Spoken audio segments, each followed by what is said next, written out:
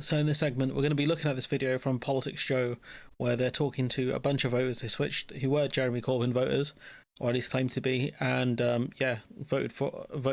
joined Reform. So we'll treat it as though they were genuine Corbyn fans. Let's have a listen. I voted Jeremy Corbyn in 2019. I'm fundamentally a populist. I'm against the establishment. So what I'd ask is, who are the establishment? The establishment, Labour and Tory, have failed us. Tories for the last 14 years, Labour before them, and they opened the borders and everything that went on with that. It opened the borders. So again, he's against immigration by the sounds of it. So, I saw, I was, what would I be, 19 or so. I was kind of naive, but I saw Jeremy Corbyn as a genuine voice, as someone who was trying to say something a bit different against the kind of Tory government. So I voted for him, and now I'm a Reform vote. So they're looking for outsiders, people who are kind of not accepted by the mainstream, I guess. That's what they want. They want to be counterculture.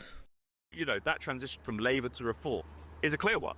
There was a time when I was a Labour supporter, back when Jeremy Corbyn was leader, but I went through a political journey that basically brought me to where I am now, being certainly on the right side of politics.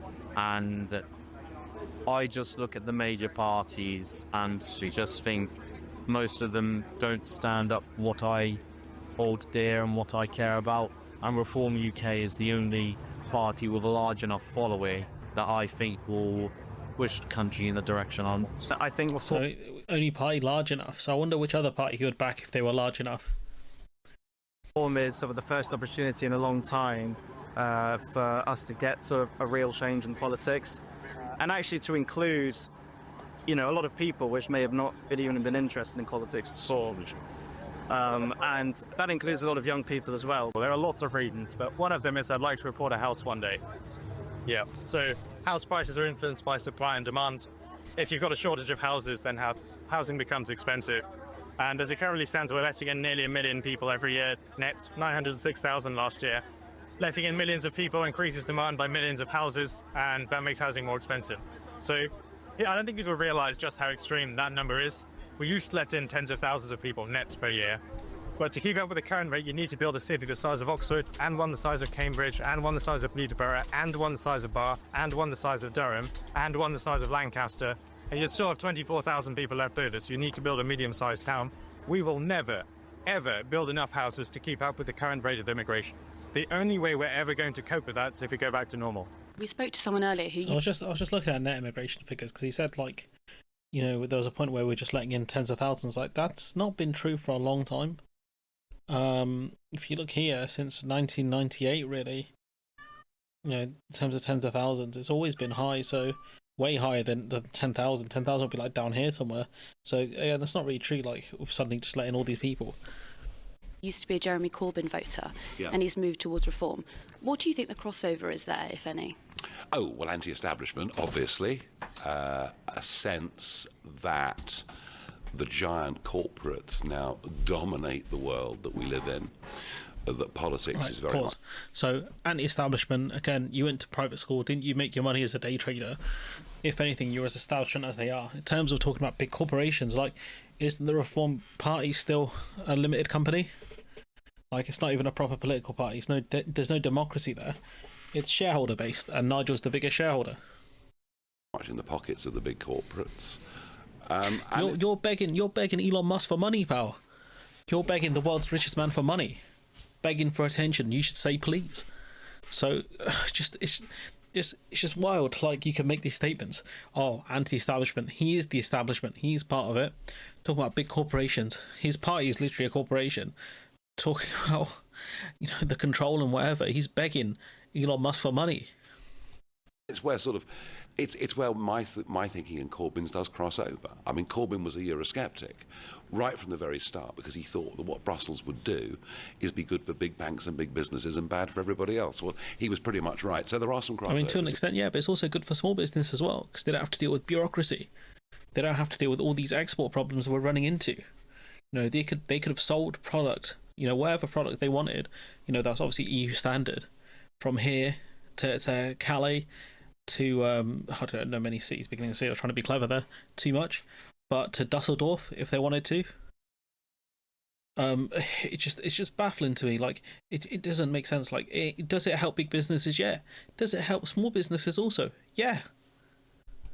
Yeah, and similarly, quite a lot of Trump voters would in the past have thought Bernie Sanders was the guy that they would have voted for, and the unfairness of the economic system as it's currently structured, I think, is at the root of it. Something very that's fundamentally true. Then that's where Nigel is. Nigel is a much slicker political operator than a lot of people give him credit for, but also than most politicians. It's the unfairness that they prey on. The idea that things should be better, and he's promising to make it better, and he preys on that. He preys on the inequality within the system. That's where populism really does well. Its best work is when there's either unfairness or inequality, or the perception of unfairness or inequality. interesting going on with Gen Z, as the Americans call them, almost like a rejection of what they're being taught at school. They're kind of being taught that they should hate the country, hate its history. No, I don't think people are being taught that. I'm not Gen Z. I'm the youngest. I think I'm the youngest millennial. I think my generation is 96. Big up. The idea that people are being taught to hate their country is not true. Like, at all. Like, this complete cap. Nelson was a terrible man. Churchill was even worse. Churchill was the Bengal famine. He literally killed lots of people who looked like me. And they're kind of just sticking two fingers up gradually to this and saying, this is ridiculous. Why are you doing this to us? And the other one is ambition. A lot of them feel, how are we going to have what our parents and grandparents had? How are we ever going to have a house? I also think that generation suffered through lockdown more than the older generations. They were denied many of the things that kids normally growing up would have had. So there seems to be a sort of defiance that's coming into a whole load of them, a level of ambition to want to make money, get a good job, do well, that I don't think was there with the millennials, who were busy talking about work-life balance or whatever else it might be. You think the Zoomers don't care about work-life balance, you absolute dodo brain. Like, the older millennials might be doing decent, obviously work-life balance is important to them, because they're putting in ridiculous amounts of hours. That's why people are talking about work-life balance, is because people are putting in stupid hours to make not enough money.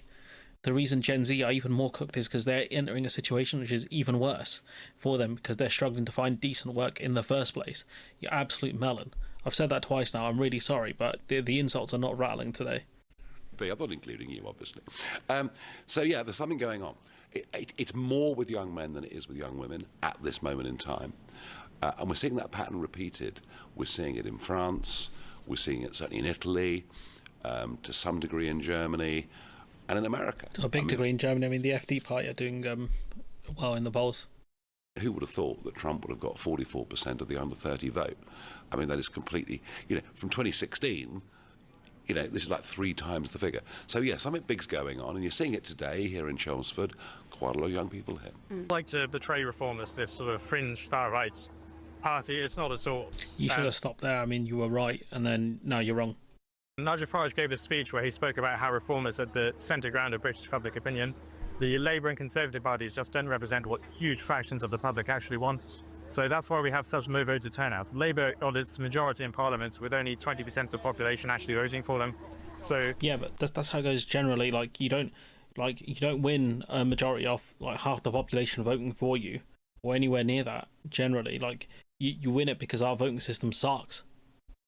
What's happening is millions of people who otherwise would be disenfranchised with politics, or who might be forced to vote for one of the other parties, are realising that they've got this opportunity to vote for a party which is supplying what they actually want. I see what Labour and Tories have done mainly since when Tony Blair got in. I've just seen...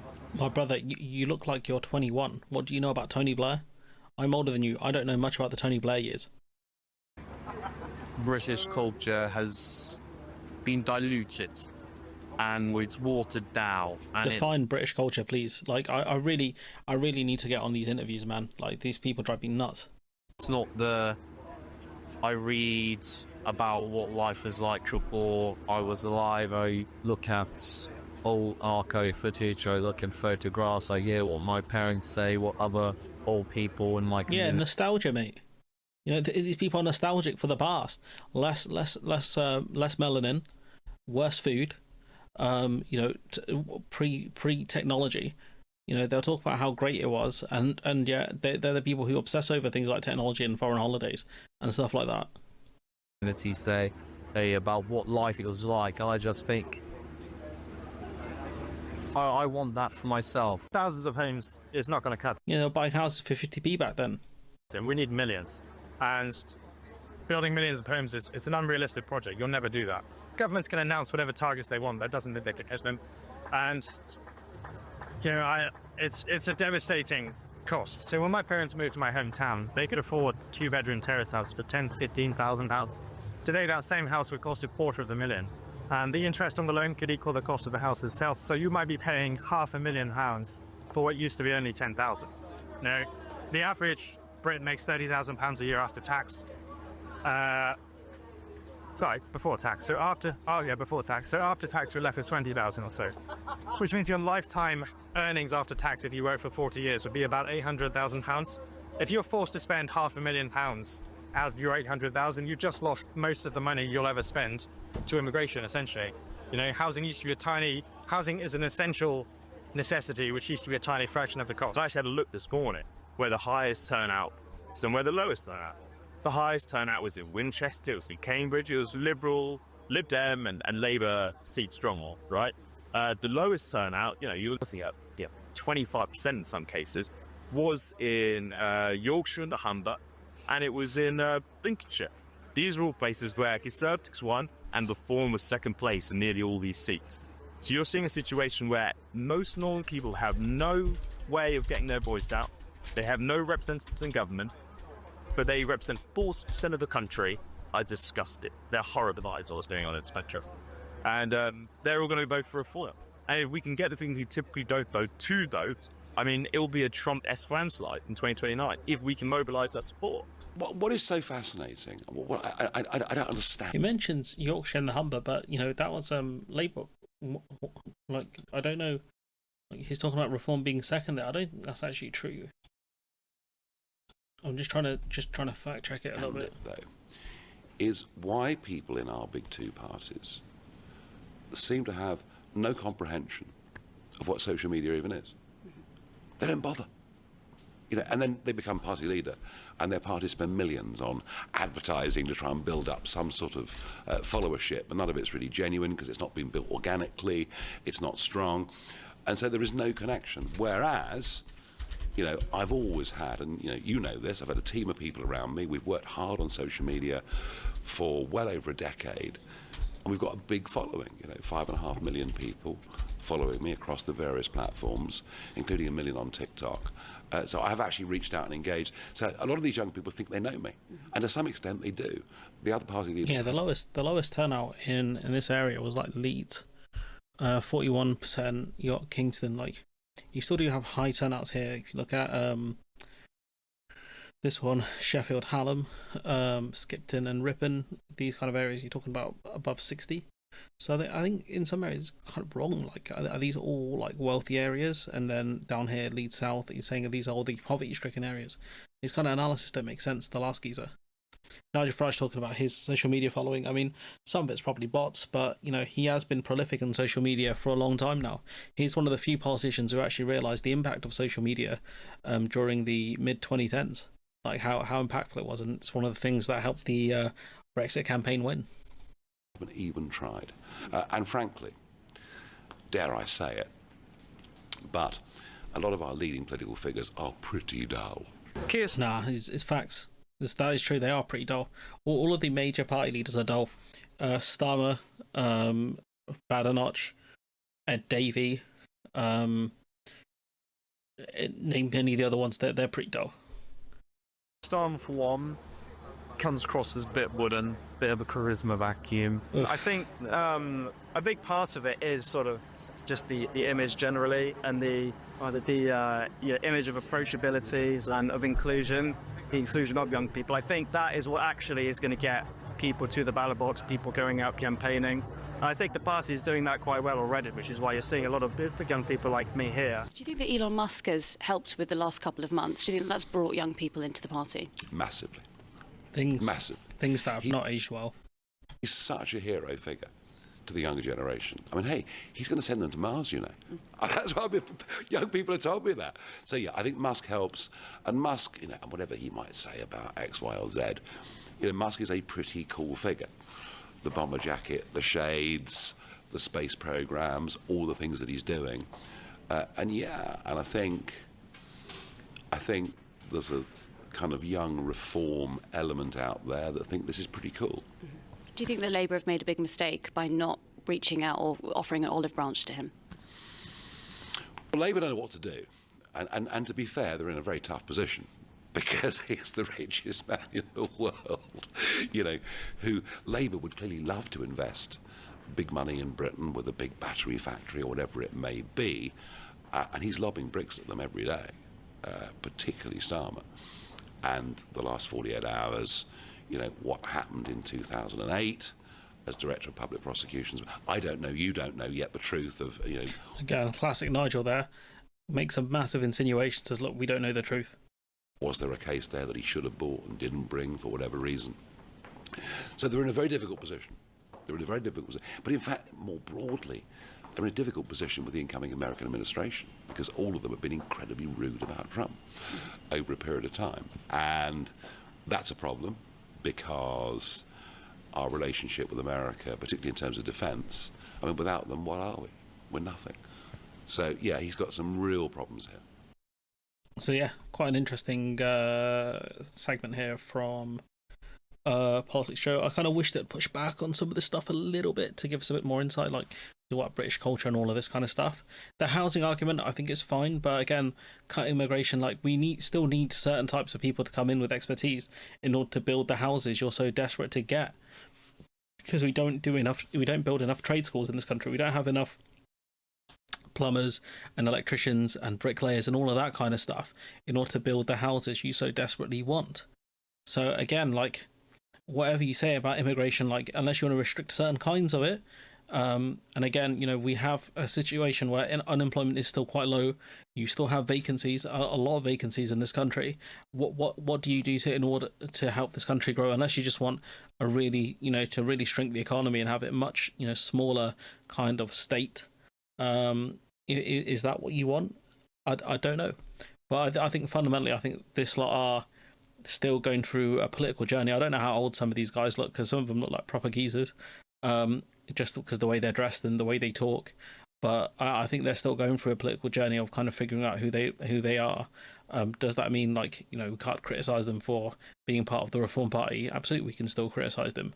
But I think going from Corbyn to Farage to show you that I think they're desperate for something different, something that's outside of the system. You know, Corbyn, whatever you want to say about him, you know, he was never accepted by the political system because of his beliefs and the way he wanted to change the economy. Farage, I think, because of the very, not subtle racism, but the way he kind of portrays himself, he knows how to attract the racist vote in the stuff he says. You know, a guy who's constantly marrying foreigners, you know, it keeps putting out the image that he hates foreign people. That's how he is. But, you know, I think fundamentally he's very good at what he does, which is being a right-wing populist. He knows how to play that game. Probably the best, one of the best that I've seen, Donald Trump being the only one that's really better, because Trump has actual success. But this lot are scary. Don't get it twisted. This lot are scary. And I don't know how much support they're actually going to get during the next election. But anyways, I'm going to leave it there. Let me know what you think in the comments below. Like, comment, share, subscribe. Support the channel on Patreon if you can. And hopefully I'll see you in the next one.